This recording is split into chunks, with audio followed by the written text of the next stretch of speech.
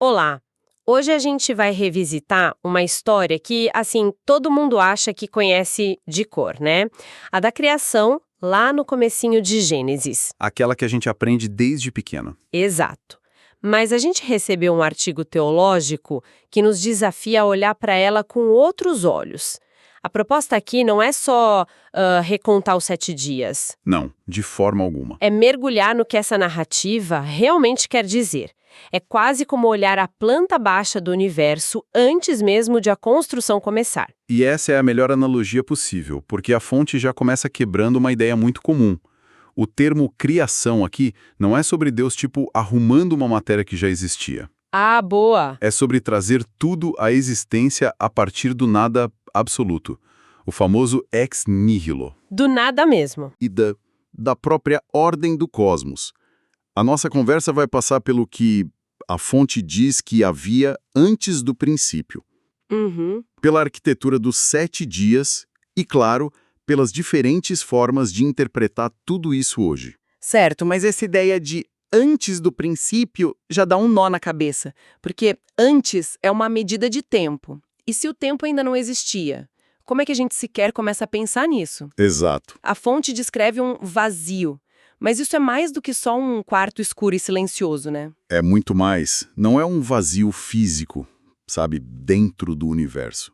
É a ausência da própria física, do próprio universo. Nossa, É um conceito que a nossa mente, que é acostumada com causa e efeito, tem muita dificuldade de processar. Mas a fonte destaca que, nesse não lugar e não tempo, 3 realidades teológicas já existiam. ok. A primeira é a mais fundamental, a eternidade de Deus. Usando o Salmo 90, a fonte argumenta que Deus não está no tempo. Ele é o autor do tempo. Ah, entendi. Ele existe num presente eterno, por assim dizer. Entendi. Ele não está sujeito ao relógio porque foi ele quem o inventou. Faz todo sentido. E as outras 2 realidades? A segunda é a existência da Trindade. O artigo defende que a relação entre Pai, Filho e Espírito Santo não é algo que surgiu depois, mas é parte da natureza eterna de Deus. Já existia. Já existia. A fonte cita o Evangelho de João, onde Jesus fala da glória que tinha com o Pai antes que o mundo existisse. Uhum. E o terceiro ponto, que para mim é o mais provocador, é o plano divino para a humanidade. Peraí, um plano para a humanidade antes da humanidade existir. Como assim? Exatamente. Citando a carta aos Efésios, o artigo aponta que o plano de redenção, de salvação, já estava concebido antes da criação do mundo. Caramba! Isso sugere uma premeditação, um propósito que é anterior à própria matéria. Nossa, isso é de explodir a cabeça. Quer dizer, então, que o roteiro da redenção já estava pronto antes mesmo de a peça da criação começar? Exato. Isso muda toda a perspectiva. Sugere que a falha humana, a queda, não foi uma surpresa para o autor, mas um evento já previsto no grande arco da história. É essa a implicação teológica que a fonte levanta. Não que diminua a responsabilidade humana, claro, Não, claro. mas coloca todos os eventos dentro de um propósito soberano, um propósito maior. E é com essa mentalidade de um plano em andamento que a gente pode analisar a sequência dos 7 dias. Ok, vamos entrar nessa estrutura então, que é a parte mais famosa. Mas, como a fonte sugere, o diabo, ou talvez o anjo, mora nos detalhes, né? Com certeza. E logo no primeiro dia já temos um quebra-cabeça clássico. Haja luz. Como pode haver luz e a separação de dia e noite se o sol só aparece no 4º dia? Essa é a pergunta de $1 milhão. E o artigo é bem honesto sobre isso. A Bíblia não dá uma resposta científica. Não tem, né? Não. A interpretação teológica, no entanto, sugere que essa primeira luz não é necessariamente a luz de uma estrela. É o princípio da ordem se impondo sobre o caos. Ah! É a criação do conceito de tempo, do ritmo. É Deus estabelecendo uma distinção fundamental entre luz e trevas, ordem e desordem, antes mesmo de criar as lâmpadas que marcariam esse tempo para nós. Entendi, é mais sobre o conceito do que o objeto em si. Exato. E no 2º dia, a coisa fica ainda mais estranha, com a criação do firmamento para separar as águas de cima das águas de baixo. O que são essas águas de cima? Nuvens. A fonte dá alguma pista? A fonte classifica isso como um enigma. Um enigma. Ok. Existem várias teorias, desde uma camada de vapor que envolveria a Terra até interpretações mais poéticas. O artigo não se prende a uma explicação, mas ressalta a função, que é criar um espaço organizado, o céu, separando os domínios. E é aqui que um padrão fascinante começa a surgir. Algo que o artigo chama de arquitetura da criação. Uma arquitetura? Conte mais. Pensa nisso como construir uma casa. Nos 3 primeiros dias, Deus constrói os cômodos, os reinos. Dia 1, o reino do tempo e da luz. Certo. Dia 2, o reino dos espaços, separando céu e águas. E no dia 3, ele faz surgir a terra seca e a vegetação. Ele cria o reino da vida, o palco. Então temos 3 reinos fundamentais criados. A estrutura está pronta. A estrutura está pronta. Nossa, essa visão da estrutura é fantástica. Faz parecer menos uma lista de compras aleatória e mais um projeto de design muito, muito bem pensado. Sim. Então, a lógica seria que os 3 dias seguintes são para mobiliar e povoar esses cômodos que foram criados. Exatamente. O dia 4 preenche o reino do dia 1. Ele cria os governantes do dia. E da noite, sol, lua, estrelas, para ocupar e regular o domínio do tempo. O dia 5 preenche os reinos do dia 2. As criaturas marinhas enchem as águas de baixo e as aves enchem o firmamento, o céu. E o dia 6, imagino, preenche o reino do dia 3, a terra seca. Isso mesmo.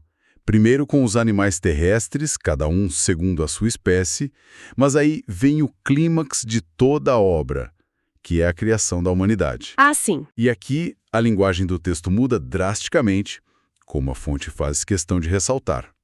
Não é mais produza a terra. É um convite divino. Façamos o homem à nossa imagem, conforme a nossa semelhança. O conceito de imago Dei. A imagem de Deus. E o que isso significa na prática? Ser a imagem de Deus. É sobre aparência física? De forma alguma. Segundo a teologia que a fonte explora, isso se refere a capacidades que refletem, em pequena escala, o Criador. Racionalidade, criatividade, moralidade, a capacidade de se relacionar e, crucialmente, a responsabilidade de administrar a criação. Entendi. O domínio dado à humanidade não é uma licença para explorar, sabe? Mas um chamado para ser um zelador, um guardião. E tem um detalhe que o artigo aponta no dia 5 que eu nunca tinha notado. A primeira bênção é para os peixes e as aves. Antes dos humanos, sejam férteis e multipliquem-se. Sim. Por que abençoar os animais primeiro? O que isso diz sobre o propósito deles? É um ponto sutil e brilhante. Sugere que a vida em todas as suas formas tem valor e propósito intrínseco para Deus. A bênção da fertilidade e da vida não é exclusiva da humanidade, sabe? Verdade. A criação inteira é chamada a florescer. A bênção humana no dia 6 é diferente, porque inclui essa responsabilidade de zelar por todo o resto que já tinha sido abençoado. Entendi. E, finalmente, o dia 7. O descanso, o Shabat. Que não é apenas sobre Deus estar cansado. Longe disso. É um ato teológico profundo. Ele cessa a obra, contempla tudo o que fez, declara que era muito bom e santifica esse dia. Ao fazer isso, Deus incorpora o descanso, a contemplação e a celebração no próprio ritmo do universo. É um modelo para a vida humana. O trabalho tem um propósito, mas o descanso é sagrado. Ok, essa é a história, a arquitetura. Mas a gente sabe que o campo de batalha mesmo é a interpretação, né? Ah, sim. Como conciliar esse texto de milhares de anos com o que a geologia, a biologia e a cosmologia nos dizem hoje? É aí que o artigo entra nas diferentes correntes de pensamento do criacionismo, certo? Pois é, e o debate não é tanto Deus criou ou não, mas como Deus criou. Sim, o como. É uma discussão sobre a natureza do próprio livro de Gênesis. É para ser lido como um livro de história literal, um poema teológico, um manual científico antigo. O artigo apresenta de forma bem neutra as 3 principais vertentes. Qual a primeira? A mais é literal, imagino. Sim, é o criacionismo da Terra Jovem. Para os defensores dessa visão, o relato de Gênesis é histórico e literal.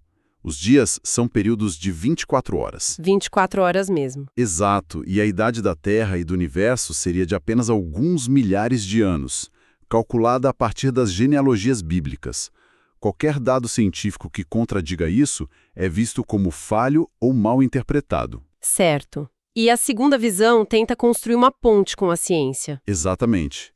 É o criacionismo da Terra Antiga. Essa corrente aceita as evidências científicas de que a Terra e o universo têm bilhões de anos. Ok. A conciliação vem da interpretação da palavra hebraica para dia, que é ion. Ela pode significar tanto um período de 24 horas, quanto uma era, um longo período de tempo indefinido. Ah, então cada dia da criação poderia ser uma era geológica. Exatamente essa é a ideia.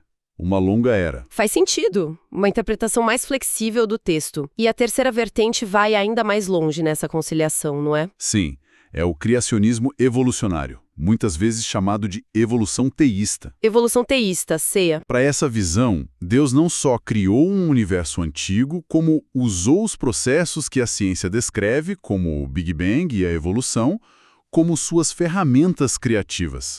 Entendi. Gênesis 1, nesse caso, não é lido como uma descrição científica ou cronológica, mas como uma proclamação teológica sobre quem criou, que é Deus, e por que criou, que é para um propósito. E o como fica para a ciência investigar? O como fica para a ciência. Essas três visões cobrem um espectro enorme.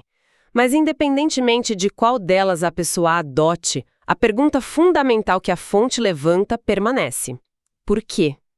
Se Deus é autossuficiente e eterno, por que se dar ao trabalho de criar tudo isso? A resposta que a teologia oferece, segundo o artigo, não é única.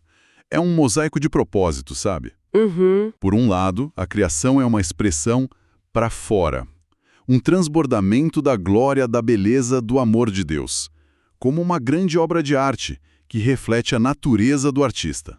Gostei disso. Por outro lado, é uma ação com um propósito para dentro.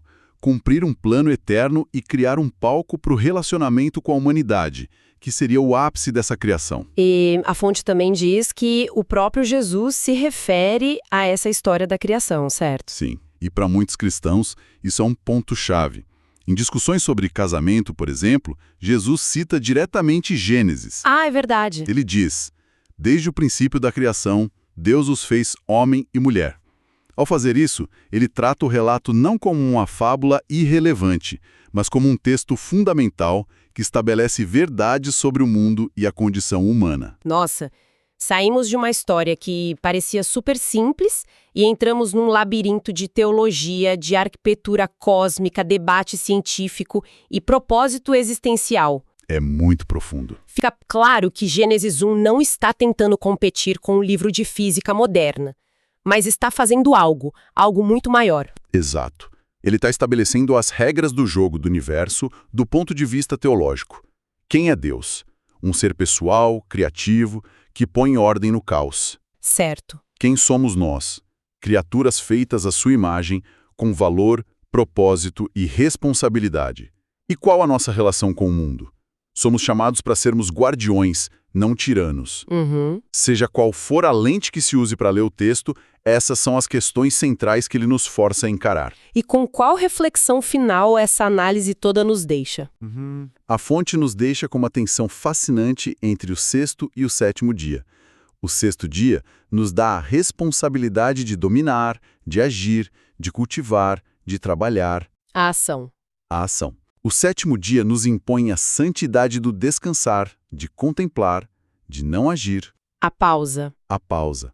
A reflexão que fica é, será que, na nossa busca por cumprir um mandato do sexto dia, nós perdemos completamente a sabedoria do sétimo? Nossa, que pensamento. Ser um bom guardião da criação significa saber não apenas o que fazer e como fazer, mas, e talvez o mais importante, quando simplesmente parar, contemplar e dizer, é muito bom.